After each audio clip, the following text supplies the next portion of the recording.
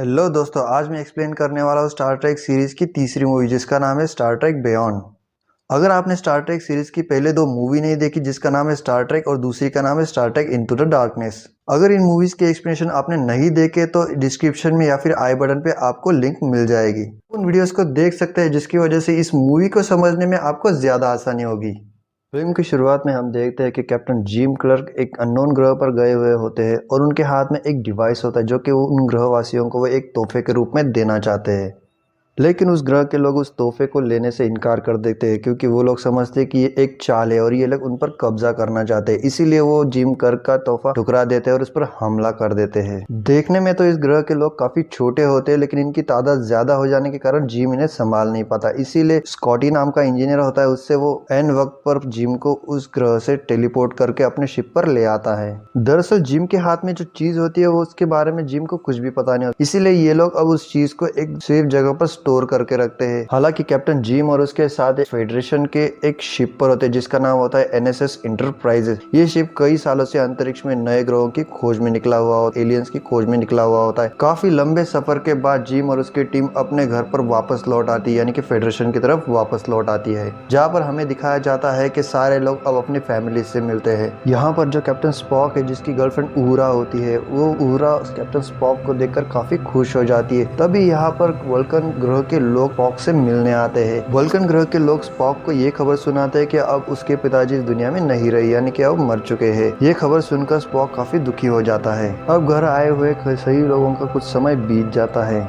अब लंबे सफर के बाद जिम और उसकी टीम फेडरेशन पर आराम कर रहे होते हैं, तभी अचानक से एक अननोन स्पेसशिप उनके फेडरेशन के रडार में पहुंच जाता है। तभी ये लोग उससे परमिशन मांगते हैं कि अपनी आइडेंटिटी क्लियर करो। तभी उस अननोन जहाज में से उस शिप पर एक मैसेज आता है। उस शिप में एक लड़की होती है, एक एलियन लड़की होती है। दरअसल ये लड़की काफी परेशान होती है और मदद के लिए भीख मांग रही होती है, इसीलिए वो लोग उसे अलाउ कर देते हैं और उसे अपने फेडरेशन पर ले आते हैं। अब जिम और उसके साथी मिलकर उस लड़की की लैंग्वेज को ट्रांसलेट करते, तब उन्हें ये पता चलता है कि ये एक नेबुला ग्रह से आई हुई है और उनका शिप एक पासी वाले ग्रह पर गिर गया है और उसे ढूंढने के लिए उन्हें एक एडवांस शिप की जरूरत होगी। इसीलिए वो लड़की उस फेडरेशन के पास पहुंच गई थी। ये लोग अब अपनी टेक्नोलॉजी की मदद से उस नेबुला ग्रह को ट्रैक करने की कोशिश करते हैं, लेकिन वहां पर उन्हें कुछ भी समझ में नहीं आता। इसीलिए ये लोग अब अपने शिप को लेकर वहां तक जाने की कोशिश करते हैं और ये लोग अब अपने सफर पर निकल पड़ते हैं। इसीलिए जिम कर्क अब जो हाल ही में बना हुआ एक एडवांस शिप होता है, जो इंटरप्राइजेस का सबसे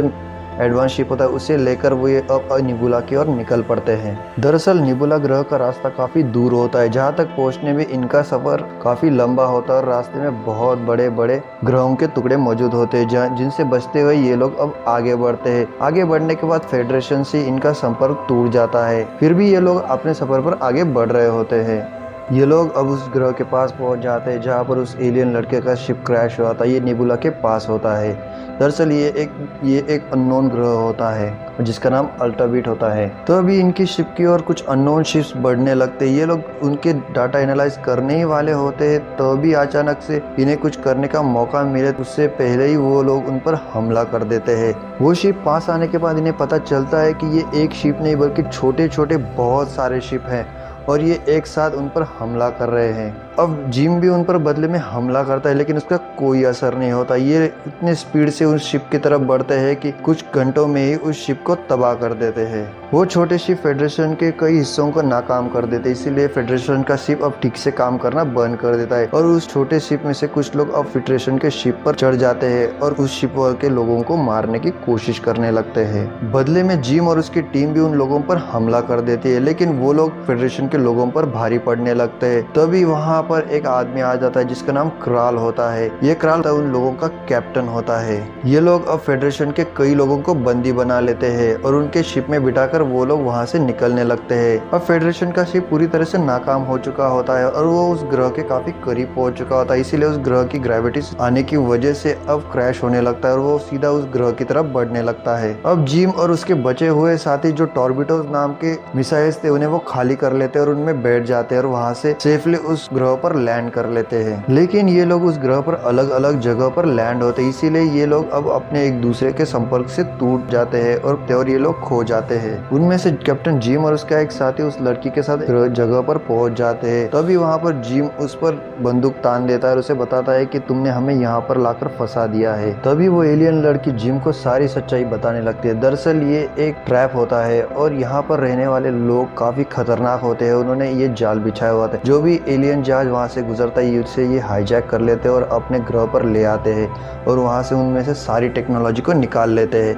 इन्होंने इस ग्रह पर बहुत बड़ी आर्मी बना ली होती है और उनके जहाज काफ़ी खतरनाक होते हैं, जो कि किसी भी स्पेसशिप को तोड़ने में माहिर होते हैं और उनका लीडर एक क्राल नाम का आदमी होता है। दूसरी तरफ स्पॉक डॉक्टर बोनस एक जगह पर गिरे हुए होते हैं। तभी यहाँ पर स्पॉक घायल हो चुका होता है। टॉर्बिडोस का एक टुकड़ा स्पॉक के पेट के अंदर चला गया था, इसीलिए स्पॉक जख्मी हो चुका होता है। तभी वहाँ पर डॉक्टर उस टुकड़े को निकाल देता है और उसके जख्म को जला देता है। ये देखकर स्पॉक काफी शॉक हो जाता है, क्योंकि स्पॉक ने ऐसी ट्रीटमेंट कभी नहीं देखी थी। अब उसी ग्रह पर स्कॉटी नाम का आदमी, जो कि फेडरेशन शिप का एक इंजीनियर है, वो भी टॉर्बिडोस में बैठकर वही क्रैश हो गया होता है और उसका टॉर्बिडोस पूरी तरह से टूट गया होता है। तभी वहाँ पर उसकी मुलाकात एक लड़की से होती है जिसका नाम चेला होता है।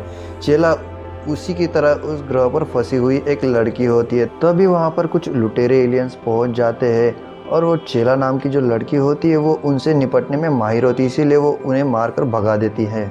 ये देखकर स्कॉटी काफी इम्प्रेस हो जाता है। वो लड़की स्कॉटी के टॉर्बिडोस में से कुछ सामान को उठाकर वहां से जाने लगती है और स्कॉटी भी उसके पीछे चला जाता है। चेला स्कॉटी को एक गुफा के अंदर ले जाती है। जहां पहुंचने के बाद स्कॉटी देखता है कि वहां पर एक शिप है जो कि एक गुफा के अंदर है और स्कॉटी अब उससे पूछने लगता है कि ये शिप किसका है। तब चेला उसे ये बताती है कि ये शिप एक अननोन शिप है और ये एक एंटरप्राइजेस का शिप है।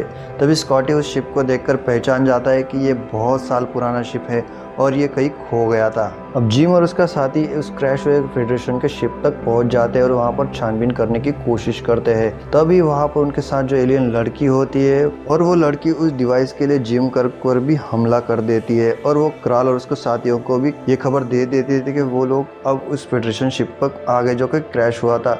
और तभी वहाँ पर क्राल के भी आदमी पहुँच जाते हैं और जिम क्राल और उसके साथी पर हमला कर देते हैं। ये लोग जैसे तैसे उस शिप से बाहर आ जाते हैं और क्राल के आदमी उस शिप में मौजूद होते हैं, इसीलिए जिम कर्क उस शिप को ही उड़ा देता है और पूरी तरह से उस शिप को तबाह कर देता है। क्राल के कुछ लोग भी मर जाते हैं। इसी बीच वो एलियन लड़की वो भी मारी जाती है।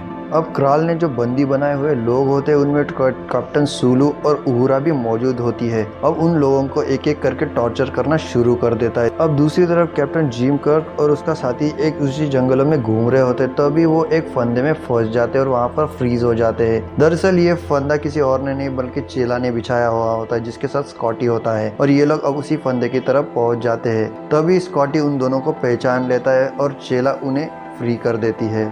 अब स्कॉटी जिम की मुलाकात चेला से करा देता है, जिसके पास एक फेडरेशन का शिप है और अब वो सारे मिलकर उस फेडरेशन यानी कि जो गुफा में छुपाया हुआ शिप होता है उसके अंदर ये लोग चले जाते हैं। अब उसी शिप में स्कॉटी एक टेलीपोर्ट मशीन बना लेता है और उसकी मदद से डॉक्टर बोनस और स्पॉक को उसी शिप में ले आता है। दूसरी तरफ क्राल फेडरेशन के लोगों को काफ़ी हद तक परेशान करने लगता है, उन्हें वो सज़ा देने लगता है। इसीलिए मजबूरी में आकर एक लड़की जो कि फेडरेशन के लिए काम करती है वो उस डिवाइस को निकाल कर क्रॉल के हाथ में दे देती है। जैसे ही क्रॉल को वो डिवाइस मिल जाता है वो उहुरा और उस लड़की को लेकर अपने एक प्रोजेक्ट रूम में पहुंच जाता है, जहां पर वो डिवाइस एक मशीन के अंदर फिक्स करता है, जिसकी वजह से वहां पर रूम में कुछ एक्टिविटी शुरू हो जाती है और उसी डिवाइस में से एक भयानक एनर्जी बाहर आती है और उस लड़की को कुछ ही सेकंड में खत्म कर देती है। ये देखकर उहुरा काफी चौंक जाती है। तभी क्राल उहुरा को ये बताता है कि कभी वो भी फेडरेशन के लिए काम करता था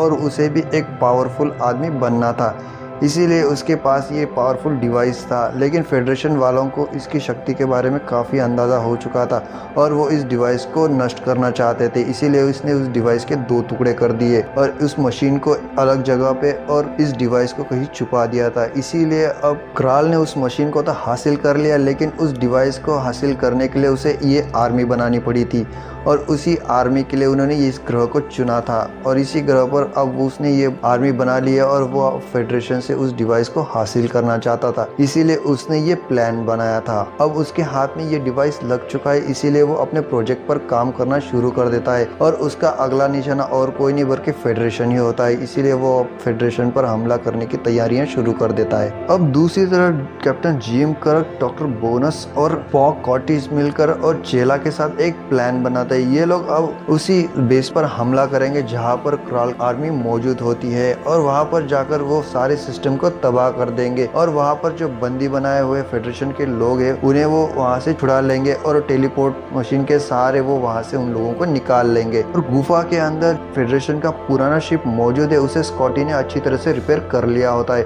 और वो उड़ने के लिए तैयार होता है और उसी में उन लोगों को टेलीपोर्ट करके उस शिप की मदद से ये लोग अब वहां से निकलने की पूरी तरह से प्लानिंग कर लेते हैं।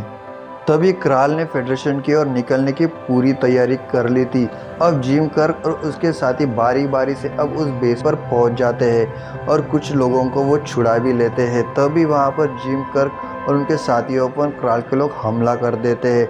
अब जिम कर्क उनका ध्यान बटाने के लिए एक बाइक ले लेता है और उस बाइक की मदद से अब वो बेसमेंट में घूमने लगता है। इसकी वजह से क्राल और उसके आदमियों का ध्यान भटकने लगता है और वो लोग अब जिम कर्क पर हमला करना शुरू कर देते हैं। दरअसल ये एक टेलीपोर्ट प्रोग्राम होता है, इसकी वजह से जिम कर्क पर कोई भी असर नहीं होता। दूसरी तरफ चेला के सामने वो आदमी आ जाता है जिसने चेला के फैमिली की जान ली थी।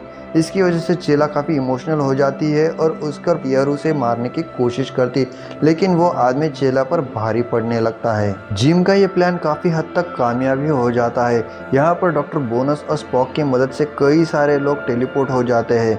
अब यहाँ पर चेला उस आदमी के साथ लड़ाई करने में व्यस्त होती है, तभी ये जिम कर्क देख लेता है। अब बारी जिम कर्क की टेलीपोर्ट होने की होती है, लेकिन चेला को मुसीबत में देखकर जिम कर्क अब चेला को बचाने के लिए वहां पर पहुंच जाता है और वो अपना सिग्नल देने से पहले चेला के पास पहुंच जाता है और चेला के हाथ में वो डिवाइस थमा देता है। इसकी वजह से वो दोनों ही टेलीपोर्ट हो जाते हैं और शिप पर पहुंच जाते हैं। क्राल और अपने आर्मी को लेकर वहां से निकल जाता है। वो लोग अब उस ग्रह से बाहर आ जाते हैं और फेडरेशन की ओर बढ़ने लगते हैं।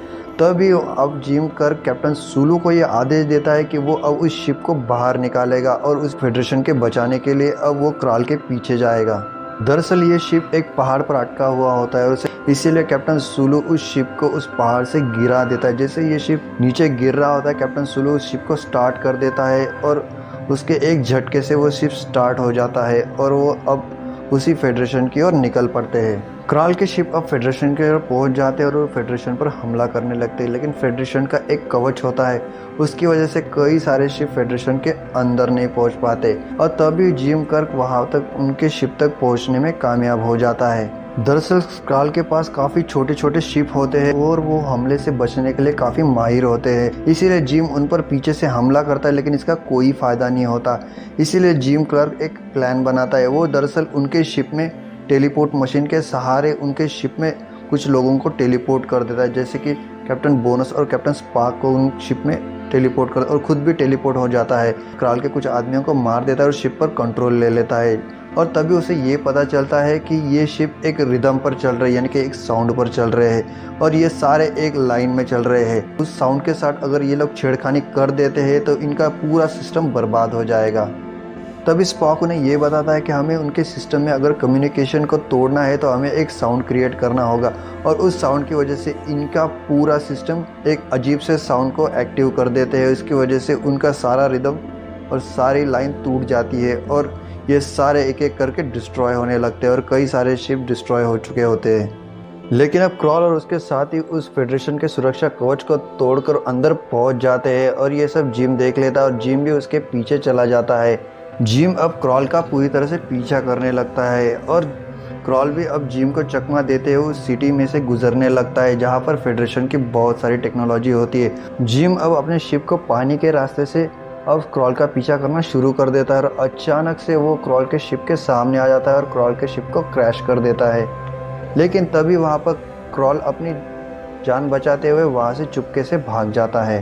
अब uhura और जिम क्रॉल के शिप में पहुंच जाते हैं। तभी उन्हें ये पता चलता है कि क्रॉल के शिप में एक वीडियो टेप चल रहा होता है। उसकी वजह से uhura को ये पता चलता है कि क्रॉल एक नकाब है और दरअसल क्रॉल एक शिप का कैप्टन है। दरअसल उसके पीछे एक कहानी होती है। स्कॉटी अब उस कैप्टन की पूरी हिस्ट्री निकालता है, तब उन्हें ये पता चलता है कि यहाँ पर उस आदमी का नाम एडिसन होता है और ये यूनाइटेड अर्थ के लिए काम करता है, जो कि फेडरेशन बनने से पहले किया गया होता है। एक ऑपरेशन के दौरान ये उस ग्रह पर गया था और वही फंस गया था और फेडरेशन यानी यूनाइटेड अर्थ ने उसकी कुछ भी मदद नहीं की थी और इसी वजह से वो लोग अब फेडरेशन से यानी कि यूनाइटेड अर्थ से बदला लेना चाहता है। उसने उस टेप में यानी कि उस रिकॉर्डिंग में यही सब कहा हुआ था। इसी वजह से अब जिम उसके इरादों को अच्छी तरह से समझ जाता है और उसके पीछे चला जाता है। क्रॉल अब अपना नकाब उतार कर उसी फेडरेशन वाले शहर में चला जाता है और अपने आप को छुपाते हुए एक ऐसी जगह ढूंढने लगता है जहाँ पर वो उस डिवाइस को एक्टिव कर सके और वहाँ पर तबाही मचा सके और उसे वो जगह मिल भी जाती है। ये एक टावर होता है जो कि ट्रायंगल सर्कल से बना हुआ होता है और वो उस फेडरेशन का मेन पॉइंट होता है जहाँ पर पावर रिलीज होती है। जिम अब जल्दी से उसी जगह पर पहुंच जाता है और अब वो क्रॉल पर बंदूक तान कर खड़ा हो जाता है। जिम अब क्रॉल को समझाने की बहुत कोशिश करता है उसे, लेकिन उस पर कोई भी असर नहीं होता। अब इन दोनों में लड़ाई शुरू हो जाती है और काफी हद तक क्रॉल जिम को घायल भी कर देता है। अब जिम उस एक्टिवेशन को रोकने की पूरी कोशिश करता है, लेकिन जिम को कुछ भी समझ में नहीं आता। इसीलिए वो अब स्कॉटी को कॉल करके उससे मदद मांगने की कोशिश करता है। तभी स्कॉटी उसे ये बताता है कि वहाँ पर एक सिस्टम है जिसकी वजह से उसके चेम्बर के अंदर जो भी चल रहा है वो स्पेस में टेलीपोर्ट कर सकता है और उसे करने के लिए उसे कुछ डिवाइस को एक्टिवेट करना होगा और स्कॉटी ने बताया है कुछ स्विचेस को ऑन करना होता है। वहाँ पर 4 स्विचेस होते हैं, उनमें से 3 स्विचेस को जिम ऑन कर देता है, लेकिन चौथा वाला स्विचेस जॉम होता है और उसकी वजह से अब जिम पूरी ताकत लगाकर उस स्विच को ऑन करने की कोशिश करता है। लेकिन अब कुछ ही सेकंड्स बचे हुए होते हैं उस डिवाइस के फटने में। तभी क्रॉल जिम के पास पहुंच जाता है और पीछे से एक कांच का टुकड़ा लेकर हमला करने ही वाला होता है। तभी जिम उसे देख लेता है और उसे एक लात मार देता है और वो अब उसके बॉडी के अंदर चली जाती है और उसे खींचने लगती है। अब उसी चेम्बर में से सारी चीजें अंतरिक्ष में टेलीपोर्ट होने की प्रक्रिया शुरू हो जाती है। अब जिम भी आसमान में टेलीपोर्ट होने ही वाला होता है, तभी वहाँ पर स्पॉक का यान आ जाता है और जिम से निकालकर दूर ले जाता है। इसकी वजह से जिम अब अंतरिक्ष जाने से बच जाता है। और दूसरी तरफ अब क्रॉल यानी कि एडिसन अंतरिक्ष में जाकर पूरी तरह से तबाह होकर मर जाता है। अब जिम और उसकी टीम की वजह से फेडरेशन का खोया हुआ जहाज वापस मिल गया है और जो लोग मर गए थे उनकी भी अब पूरी तरह से यानी कि एडिसन और उसकी टीम की भी पूरी जानकारी उन्हें मिल गई थी। इसीलिए अब वो फेडरेशन वाले लोग उनकी फाइल भी क्लोज कर देते हैं। क्रॉल ने जिन्हें बंदी बनाया था वो लोग भी अब फेडरेशन के तरफ आ जाते हैं और वो फेडरेशन पर रहना पसंद करते हैं, जिनमें चेला भी होती है। फेडरेशन के कई सारे लोग मिलकर अब जिम और उसकी टीम को धन्यवाद कहते हैं। ये लोग काफी खुश होते हैं। अब हम देखते हैं कि फेडरेशन एक और ऐसा शिप बना लेता है जो कि एडवांस फीचर्स टेक्नोलॉजी से बना हुआ होता है और ये शिप अब एक नए ग्रह नए लोगों की खोज करेगा और इसी शिप का नाम होता है स्टारशिप इंटरप्राइजेस। और इसी के साथ साथ ये मूवी भी खत्म हो जाती है। दोस्तों, स्टार ट्रेक बियॉन्ड मूवी सन 2016 में रिलीज की गई थी। इस मूवी को साईफाई एक्शन कैटेगरी में रखा गया है। इस मूवी के डायरेक्टर है जस्टिन लिन और इस मूवी को IMDb रेटिंग मिले 7/10। आई होप को आपको ये वीडियो पसंद आया होगा। अगर आपको ये वीडियो पसंद आया है तो फटाफट से लाइक कर दीजिए और अभी तक आपने हमारे चैनल को सब्सक्राइब नहीं किया है तो फटाफट जाइए और सब्सक्राइब कीजिए और हाँ, साथ में बेल आइकन को भी दबाइए जो कि आने वाले लेटेस्ट वीडियोस के अपडेट्स आप तक मिलते रहेंगे। मिलता रहूंगा एक और साईफाई मूवी के साथ, तब तक के लिए बाय बाय।